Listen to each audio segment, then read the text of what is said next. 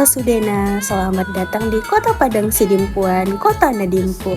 Padang Sidimpuan adalah salah satu kota yang berada di Kabupaten Tapanuli Selatan, tepatnya di Provinsi Sumatera Utara.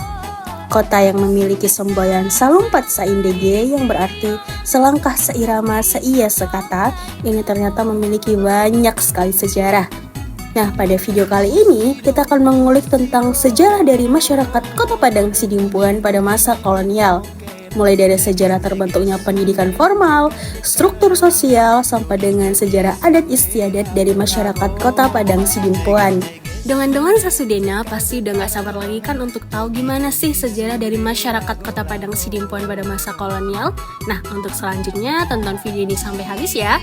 Selamat menyaksikan dengan.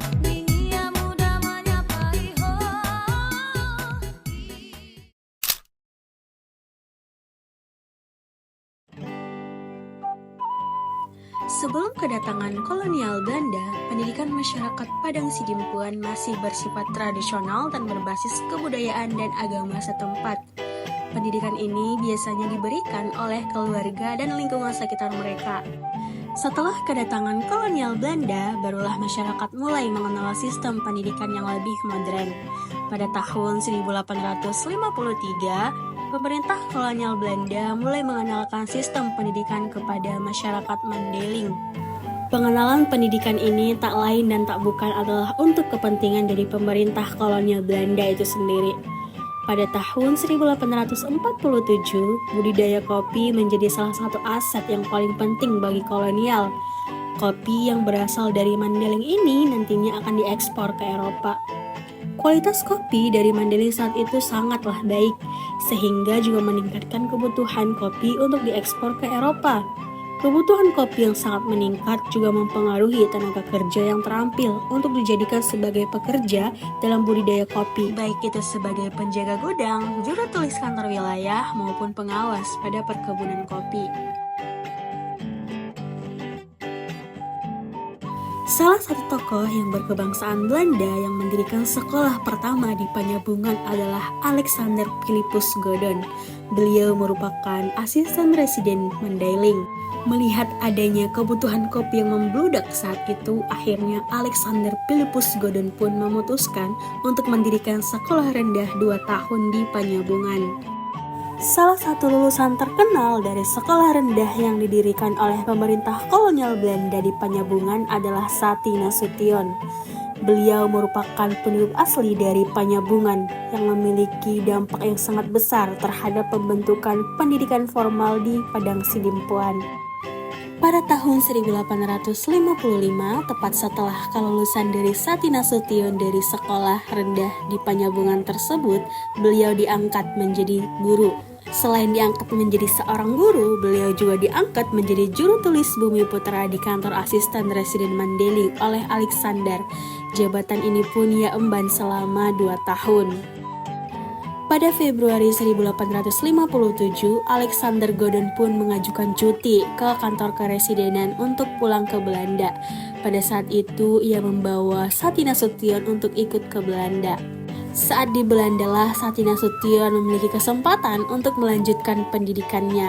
Pada tahun 1859, tepatnya di kota Amsterdam, Sati Nasution pun melanjutkan pendidikan hingga ia mendapatkan sertifikat sebagai asisten guru. Namun ada hal yang sangat disayangkan dari kepergian Sati Nasution ke Belanda ini. Pada saat itu beliau memutuskan untuk berpindah kepercayaan dari agama Islam ke agama Kristen. Hal ini pun ia lakukan karena tuntutan keadaan sosial pada saat itu. Setelah berpindah kepercayaan dari agama Islam ke Kristen, nama Sati Nasution pun berubah. Beliau diberi nama baptis dengan Willem Iskandar. Pada tahun 1861, Willem Iskandar akhirnya memutuskan untuk pulang ke Mandailing. Setahun setelah kepulangannya, ia pun berhasil mendirikan sekolah guru pertama di Panyabungan. Sekolah ini diberi nama Quick School Tanobato. Dalam pendirian sekolah ini, Willem Iskandar mengalami banyak sekali tantangan, mulai dari dirinya yang tidak diterima oleh masyarakat karena masyarakat Mandailing menganggap bahwa Willem ini sudah berkhianat akibat dirinya sudah berpindah kepercayaan. Namun di samping itu, Quick School Tanobato yang didirikan oleh Willem Iskandar ini memiliki peran yang sangat besar terhadap pembentukan sekolah formal lainnya di Panyabungan dan Padang Sidimpuan. Pada saat itu, Quick School Tanobato ini menjadi sekolah guru ketiga di Hindia Belanda.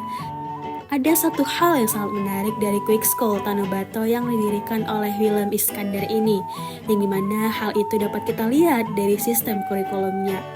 Willem Iskandar yang menjadi guru di sekolah tersebut seringkali mengadopsi kebudayaan lokal dalam pendidikannya. Beliau seringkali menerjemahkan buku-buku yang berbahasa Belanda ke dalam bahasa Mandailing. Hal ini jugalah yang menyebabkan masyarakat sangat terbuka dengan sekolah tersebut dan mendukung dalam pendirian sekolah ini. Namun sayangnya, pada tahun 1866, Quick School Tanobato diakuisisi oleh pemerintah kolonial Belanda. Jadi, dari yang semulanya pendidikan ini berbasis kebudayaan Mandailing dimulai digantikan dengan sistem pemerintahan kolonial Belanda. Pada tahun 1873, Quick School Tanobato resmi ditutup oleh pemerintah kolonial Belanda, namun dipindahkan ke wilayah kota Padang Sidimpuan dengan alasan wilayah yang lebih strategis. Namun pada tahun 1892, Quick School Padang Sidimpuan ini pun akhirnya ditutup kembali oleh pemerintah kolonial Belanda karena alasan efisiensi anggaran.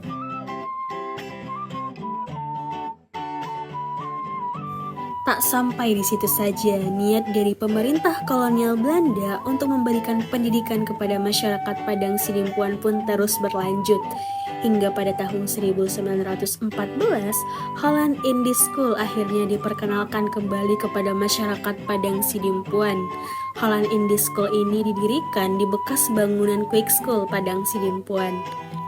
Holland Indie School ini setara dengan pendidikan SMA, yaitu 3 tahun lama pendidikannya. Selain Quick School dan Holland Indie School, pemerintah kolonial Belanda pun terus memberikan pendidikan kepada masyarakat Padang Sidimpuan. Sistem pendidikan lainnya yang diperkenalkan adalah MULO. Pada tahun 1932, MULO didirikan oleh pemerintah kolonial Belanda di Padang Sidimpuan. MULO ini setara dengan pendidikan SMP, yaitu dengan 3 tahun lama pendidikannya. Nah, berikut ini adalah cuplikan video dari siswa Holland Indie School Padang Sidimpuan yang sedang merayakan Hari Anak Nasional di Sipirok. Video ini diambil sekitar tahun 1930-an.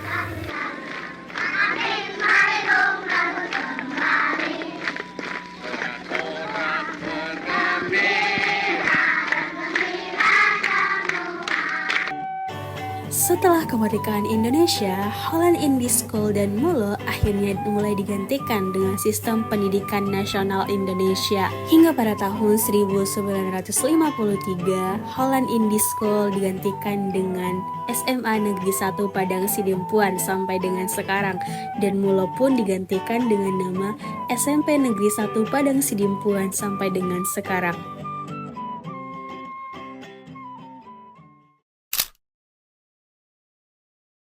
Struktur sosial Tapanuli Selatan, Padang Sidimpuan sebelum era kolonial dan setelah era kolonial. Struktur sosial merupakan suatu tatanan sosial dalam kehidupan masyarakat yang menunjukkan hubungan antara posisi-posisi sosial serta peran yang dijalankan individu dalam bermasyarakat. Kondisi sosial masyarakat Padang Sidimpuan sebelum kedatangan kolonial merupakan suatu struktur sosial yang bersifat tradisional. Masyarakat Padang Sidimpuan terbentuk dalam komunitas kecil yang disebut sebagai huta atau kampung. Masing-masing dipimpin oleh seorang raja atau disebut sebagai pamusuh. Kepemimpinan ini bersifat turun-temurun dan berlandaskan pada sistem kekerabatan patrilinear berdasarkan marga. Setiap huta memiliki otonomi dalam mengatur kehidupan sosial dan hukum adatnya sendiri.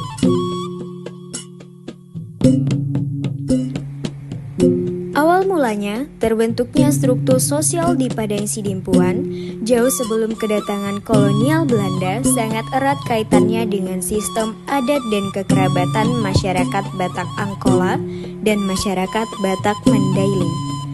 Struktur ini terbentuk secara turun-temurun berakar dari nilai adat, kepercayaan, serta kebutuhan untuk mengatur kehidupan bersama. Dan biasanya struktur sosial pada masyarakat Padang Sidimpuan ini selalu berlandaskan akan 3 hal. Yang pertama, berbasis kekerabatan patrilineal berdasarkan marga ayah. Kedua, sistem adat Dalihan Natolu. Dan yang ketiga, sistem gotong royong atau musyawarah. Bagaimana kondisi struktur sosial masyarakat Padang Sidimpuan ketika datangnya kolonial Belanda?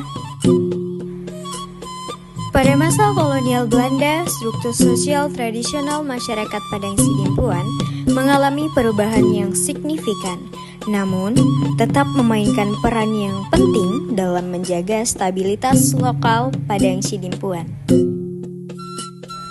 Di dalam struktur sosial masyarakat Padang Sidimpuan, itu terdiri dari 3 lapisan.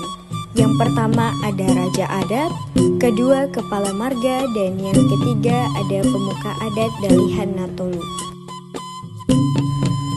Raja adat atau biasa disebut sebagai Raja Pamusuh adalah pemimpin tertinggi dalam komunitas tradisional atau komunitas kecil yang disebut sebagai huta atau kampung.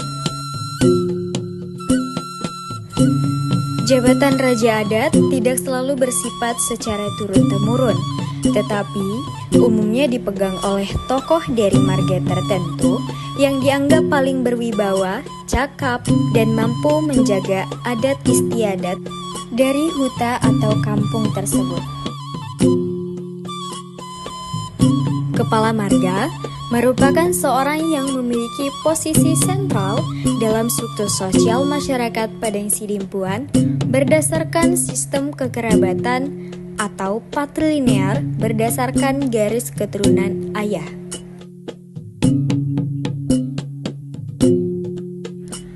Pemuka adat Dalihan Natolu. Pemuka adat Dalihan Natolu adalah tokoh adat yang mengemban peran penting dalam menjaga dan menjalankan sistem sosial kekerabatan Dalihan Natolu dalam masyarakat Padang Sidimpuan. Adapun peran dari pemuka adat Dalihan Natolu ini biasanya menjadi penyambung 3 unsur sosial dalam Dalihan Natolu, yaitu Namora, Kahanggi, dan Anak Boru. Peran lainnya, pemuka adat Dalihan Natolu biasanya akan menjaga nilai adat dan budaya dalam Dalihan Natolu, yaitu Namora, Kahanggi, dan Anak Boru. Peran lainnya, pemuka adat Dalihan Natolu biasanya akan menjaga nilai adat dan budaya, penasihat sosial, serta penengah konflik sosial yang terjadi dalam masyarakat Padang Sidimpuan. Itulah tadi pembahasan dari bagaimana struktur sosial masyarakat Padang Sidimpuan dapat terbentuk sebelum kedatangan kolonial dan setelah kedatangan kolonial.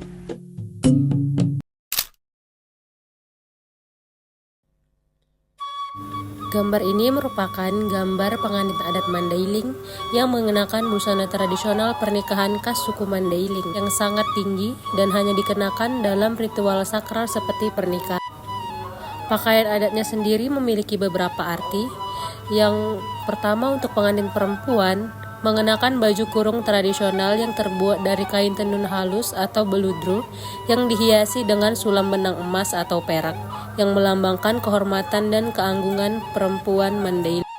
Yang kedua merupakan ulos dan kain songket yang melambangkan berkat, restu leluhur, dan perlindungan spiritual. Pada bagian aksesoris kepala atau bulang-bulang merupakan hiasan kepala megah berbentuk mahkota adat yang sering disebut dengan bulang, dihiasi dengan bunga emas, kembang goyang, atau sulam perak yang melambangkan kesucian, keleluhuran martabat. Untuk pengantin laki-laki memakai kain adat ulos atau sorban mandiling yang diselempangkan di bahu atau membalut badan. Bisa juga memakai selempang atau selendang panjang yang melambangkan tanggung jawab sebagai kepala rumah tangga.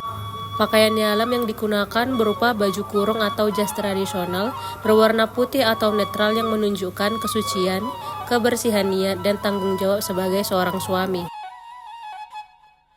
Kepala pengantin pria dihiasi penutup kepala khas atau ampu atau sortali dengan ornamen daun emas atau simbol buluh yang melambangkan kebijaksanaan, perlindungan leluhur, dan kematangan sebagai pemimpin rumah tangga. Selanjutnya adalah tagor yang menjadi bukti adanya kepercayaan terhadap kekuatan supranatural di luar agama. Keberadaan tagor ini menjadi bukti nyata bahwa masyarakat Mandailing memiliki kepercayaan spiritual yang berakar dari nenek moyang yang terpisah dari agama formal. Ini mencerminkan kosmologi lokal di mana roh leluhur dan kekuatan gaib masih memiliki pengaruh nyata dalam kehidupan sosial dan budaya. Masyarakat percaya bahwa tagor dapat bersuara gemuruh mirip dengan dentuman halilintar atau suara alam jika terjadi peristiwa penting atau suatu bencana. Suara ini dianggap sebagai peringatan roh leluhur atau pertanda akan terjadi sesuatu yang besar. Tagor juga dianggap sebagai penghubung dunia arwah dan dunia nyata yang memberi isyarat kepada masyarakat tentang gangguan, peringatan, atau restu dari alam gaib.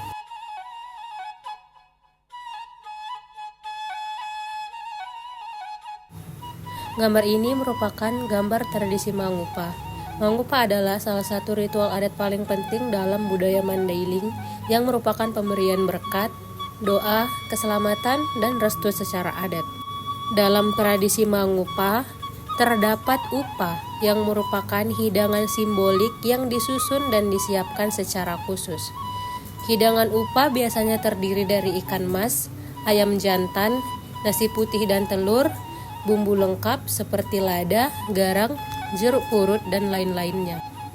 Tradisi Mangupa ini biasanya akan dipimpin oleh raja adat yang akan menyampaikan doa, restu, dan nasihat adat. Dalam tradisi pernikahan adat suku Mandailing, acara Mangupa terbagi menjadi 3. Yang pertama yaitu adalah Horja Godang yang dalam acaranya menyembelih seekor sapi. Kedua ada Horja Menengah yang menyembelih seekor kambing. Dan yang ketiga ada Horja Kecil yang menyembelih seekor ayam. Ini adalah gambar kitab Pustaha. Pustaha adalah sebutan untuk naskah kuno yang berisi pengetahuan tradisional dan spiritual dari masyarakat suku Mandailing. Kitab ini berupa warisan tertulis para dukun atau datu yang merekam berbagai ilmu gaib, pengobatan tradisional, astrologi, dan mantra-mantra. Kitab ini terbuat dari kulit kayu pohon agarwat atau kulit pohon alim atau pohon dalaung.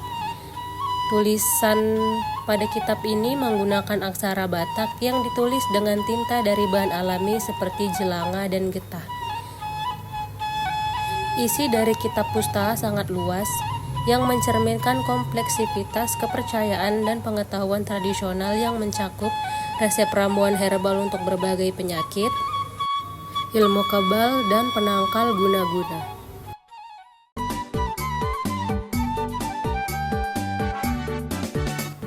Nah, gimana? Setelah menonton video ini, pastinya pemahaman dengan nuansa Sudenya tentang sejarah dari masyarakat Kota Padang Sidimpuan pada masa kolonial pasti sudah bertambah. Semoga video ini bisa membantu dengan nuansa Sudenya untuk lebih mengenal lagi tentang Kota Padang Sidimpuan, mulai dari sejarah masyarakatnya sampai dengan sejarah pendidikannya. Belum ke Sumatera, jangan berbangga, singgah dulu ke Tanah Angkola. Padang Sidimpuan elok luar biasa, salaknya manis, budayanya mempesona.